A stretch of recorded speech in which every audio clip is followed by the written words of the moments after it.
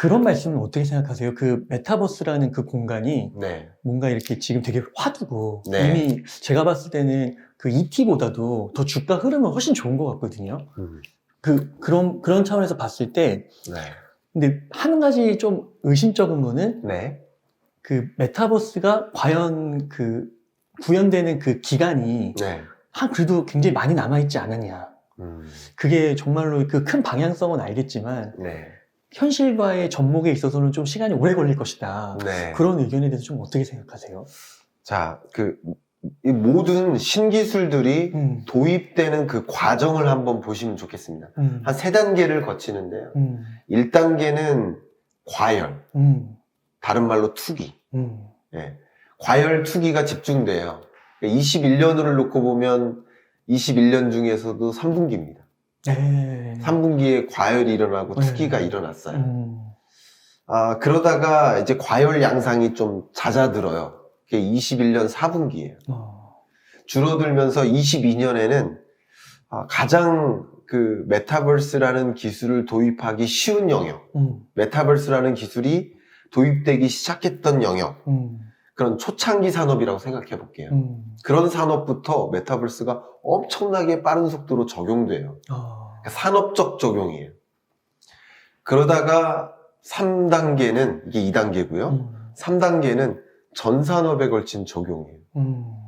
이런 것들은 여러분 다른 비유할 만한 기술도 다 그런 절차를 거쳤습니다. 그러니까 인공지능이라든가 빅데이터 같은 이런 기술도 과열과 투기가 있었습니다. 네. 초반에. 네, 그 2018년 이쯤에 그런 과열과 투기가 있었고요. 지금은 인공지능 빅데이터를 별로 얘기 안 해요. 투자 관점에서. 왜냐면 저변에 깔렸어요. 그렇구나. 저변에 깔린 거예요. 진짜 옛날에 엄청 얘기했던 것 같은데 네, 좀 예. 익숙해진 것 같기도 하고요. 그러니까 뉴 스타트. 거기서 새롭게 시작하는 거지. 그걸 반영해서 그게 주가에 반영되고 이런 일은 사실은 아닌 거예요. 실제로 기업들도 인공지능 빅데이터를 적용하지 않은 산업은 그냥 거의 없다 이렇게 생각하시면 돼요. 그러니까 뉴노멀인 거죠. 네. 제가 그래서 뉴노멀이라는 표현을 쓰는 거예요. 새로운 표준이 된 거예요. 인공지능과 빅데이터는 그냥 깔리는 거예요. 그러니까 새로운 기술들이 등장하는 거죠. 그래서 이 디지털 트랜스포메이션이라는 이 엄청난 그 뉴 트렌드가 더 가속화되고 있는 지금인데 그 가속화를 알리는 핵심 기술 중에 하나가 메타버스고요. 21년에는 다소 과열되는 투기적인 모습들도 보였습니다만 22년에는 일단 첫 번째 산업부터 적용되기 시작할 거고 혹은 리딩 기업들부터 메타버스를 도입해서 이것을 가지고 서비스를 차별화하기 시작할 거예요. 그런 모습들이 등장하고 22, 23, 24 시작해서 범용화될 겁니다. 그래도 메타버스는 또 역시 인공지능 빅데이터처럼 옛날 말이 될 가능성이 높아요. 한 23년, 4년 되면. 아마 그때쯤에는 새로운 기술이 또 등장할 겁니다. 네. 그렇기 때문에 어떻게 보면 그 단계를 좀 생각해 보시면 좋겠고요.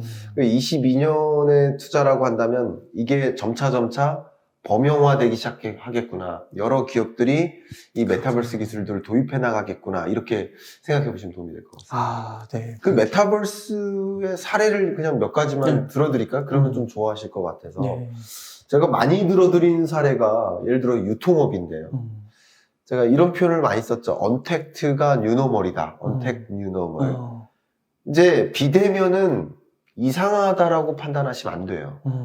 그렇게 됐어요. 네, 비대면을 낯설다고 판단하시면 너무 놀라운 것 같아요. 한 6개월 전하고 너무 다른데요. 너무 다르죠. 네. 네. 그러니까 온라인 쇼핑이 좀 이상한 겁니까? 이제 당일 배송도 이제 막 받아들이게 되는 것 같아요. 그리고 이 온라인 인터넷 뱅킹이 새롭고 이상합니까? 아니요. 꼭 통장에 계좌를 찍어봐야 입금됐다고 느껴지십니까? 아직 계층이 계세요. 제가 추산키로는 한 6% 정도는 통장을 찍어봐야 입금됐다 이렇게 느껴지시는 분이 계세요. 물론 그런 계층에게는 송금, 인터넷, 온라인 뱅킹은 뉴노멀이 아니죠. 앱노멀이죠. 이상한 거죠. 근데 다는 아니겠지만 전반적으로 제가 6%라고 얘기한 것은 94%는 이미 인터넷 뱅킹을 뉴노멀로서 받아들인 그게 그러니까 정상인 거예요. 새로운 정상. 네. 그죠?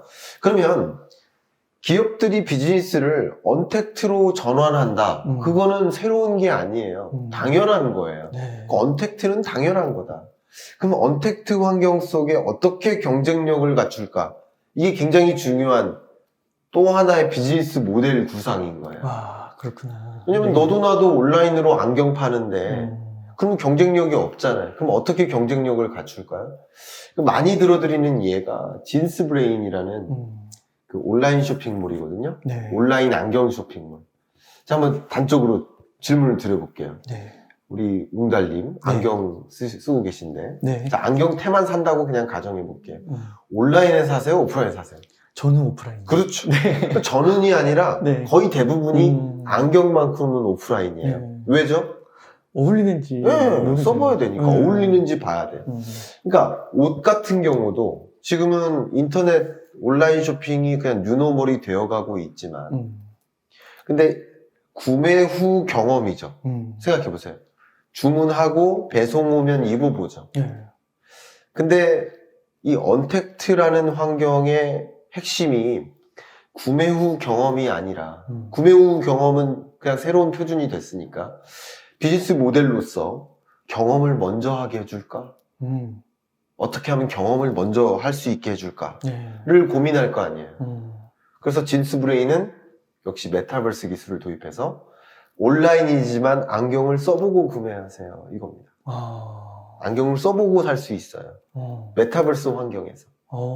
내 얼굴이 화면에 나오고 이 안경 저 안경을 바꿔보는 내 모습을 확인하고 사는 거예요. 와. 이해가시죠? 네. 화장품도 어떤 화장 색조가 나한테 어울리는지 화장해보고 매니큐어도 매니큐어 칠해보고 야. 구매 여부를 결정하라는 이케어 같은 경우도 가구를 집에 놔보고 사는 거예요. 여기 이 테이블 있잖아요. 테이블을 여기 놔보고 사는 거예요. 야. 이해가시죠? 네. 그러니까 온라인에서 언택트는 그냥 뉴노멀이니까 그걸로서는 끝나는 게 아니라 그 상황 하에서 어떻게 경쟁력을 갖출까? 그게 이제 기업들의 고민 UX라는 거예요. 소비자에게 실감나는 경험을 제공하자. UX. 익스피리언스. 예, User Experience. 아. 그게 바로 메타버스 기술을 도입해서 움직이는 거예요. 실감나는 경험을 제공하자. 이게 굉장히 중요한 변화인 거예요. 그러니까 언택트가 뉴노멀이니까. 아. 이렇게 유통산업에도 적용됩니다. 와, 그렇구나. 또 하나만 들어드릴까요? 네. 한 가지만 더. 네. 안전교육이 의무화되고 있어요. 특히 세월호 사태 이후에. 근데 안전교육이 의무화됐는데 아직 좀 나쁜 기업들은 ESG적이지 않은 기업들은 그냥 안전교육 받았다고 사인만 받고 우리 다 했어요 하고 그냥 공사 현장에 투입을 시키죠. 근데 환경의식 수준이 있거나 사회문제 해결에 적극적으로 나서겠다. ESG, S죠 그 중에.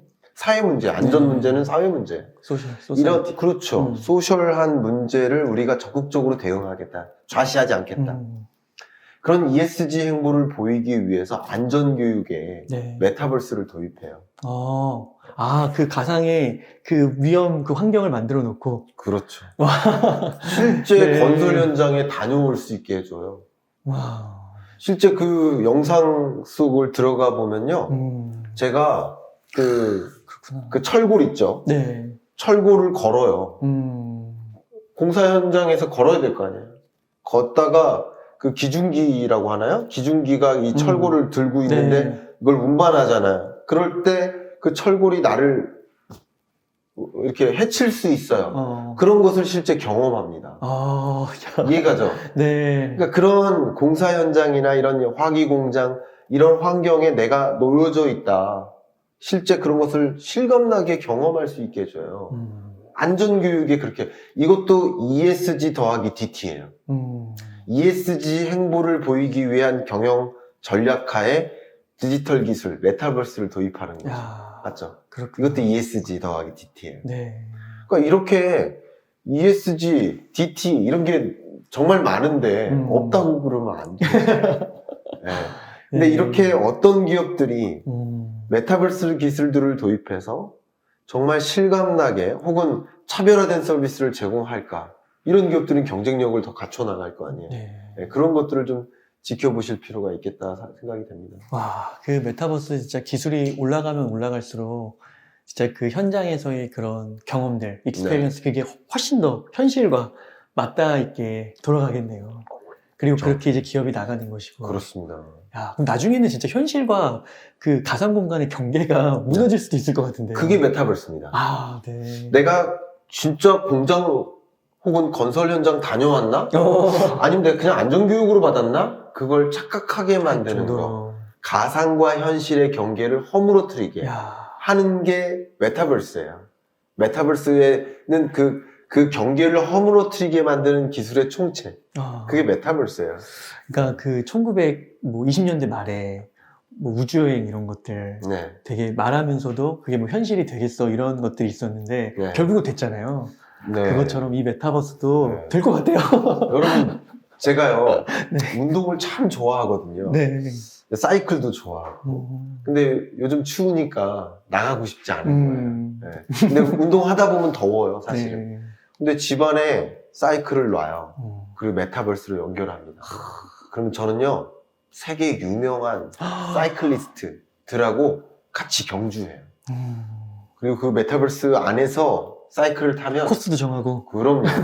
그리고 웅달님하고 실제 경주하는 거예요. 네. 네, 내기하는 거예요. 야, 재밌겠다. 나는 비록 방 안에 있지만 우리가 가고 싶은 그런 경주를 체험하는 거예요. 그런 것들이 다 등장했어요. 메타버스가 왜 없습니까?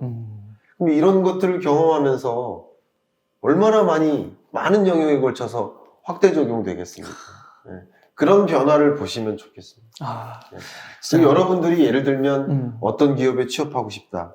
그럼 그 기업이 이런 서비스를 전달하고 있는데 이런 서비스에 이런 디지털 기술들을 도입하면 야. 차별화할 수도 있어. 네. 그게 초격차 아닙니까? 초격차. 네. 차별화할 수 있어. 라는 것을 제안하셔야 된다는 거죠. 아. 오히려. 뭐 묻는 말에 답변하는 게 아니라 오히려 이렇게 하셨으면 좋겠다. 저 면접 자리에서 요 얘기는 꼭 하고 가고 싶습니다. 네. 이 얘기 하러 왔습니다. 제가 너무 좋아하는 기업인데 네. 이 기업이 이런 서비스로 차별화했으면 좋겠습니다. 야. 이렇게 하셔야 적어도 면접 자리에서 야. 통과하지 않겠습니까? 그러니까 그 정답 같은 그런 거 이렇게 달달달 외워서 네, 그렇게 하는 게 아닙니다. 아니라 네, 오히려 미래 전략을 제시하고. 면접관을 가르쳐주고 와야 돼요. 네. 여러분 면접관이 그렇게 막 그 전략이나 이 트렌드를 다 알고 계시지 않아요. 여러분이 생각하는 만큼 인사 담당자가 똑똑하지 않으세요. 물론 인사, 채용 뭐 이런 영역만큼은 최고 전문가예요. 그러나 이런 여러 가지 변화를 관찰하시는 데는 여러분보다 덜 할 수 있어요. 예, 그럴 수 있습니다. 아, 네, 충분히 그렇게 납득시킬 수 있습니다. 교수님 오늘 이 강의가 정말 대단하신 것 같은 게 말씀해 주신 게 너무 대단하신 것 같은 게 네. 그 글로벌의 큰 흐름이 네. 정말 어떻게 보면 취업이라는 가장 개인의 그 생존 문제 네. 그것과 이게 쫙 연결되는 게 엄청난 것 같아요. 그러니까 취업하고 그렇죠. 이게 이 DT와 ET가 어떻게 보면 굉장히 큰 얘기고 네. 뭐 기업의 그 최고 레벨, 네. C레벨에서의 나누는 얘기들 네. 뭐 글로벌 리더들 네. 그런 사람들의 이야기로 느껴질 수도 있는데 네. 와, 그 흐름에서 이렇게 개인 단위까지 이렇게 연결될 수 있다는 게 참 놀라운 것 같습니다. 근데 제가 뭐 촬영은 아니지만 제가 여러 가지 하는 일 중에 하나가 그 글로벌 리더들을 만나서 강의하고 의견을 주는 사람이잖아요. 그러니까 여러분들이 아실 만한 국내 웬만한 그룹사들은 제가 다 경제전망으로 만나는 분들이에요. 근데 그분들이 갖고 있는 그 고민이에요. 이해가시죠? 네. 자, 기업은 환경에 둘러싸여 있잖아요. 이건 공식으로 알고 계시죠? 맞아요. 기업은 환경에 둘러싸여 있어요. 환경 규제가 바뀌고 뭐 이렇게 수입 규제가 바뀌고 이러면 그에 맞게 대응해야 돼요. 기업은 환경에 둘러싸여 있어요. 그래서 나는 그 기업에 취업하고 싶어요. 그럼 그 기업이 어떤 환경에 둘러싸여 있고 그 환경 변화가 어떤지 알아야지. 알아야 내가 그 기업에 내가 일하고 싶다고 일하는 게 아니라는 거죠. 그 기업으로부터 선택되어져야 된다. 제가 계속 강조하는 게 그거죠. 아, 네. DT와 ET 그 크로스 만나는 그런 걸 고민하면서 네. 결정을 하면 너무 좋을 것 같습니다.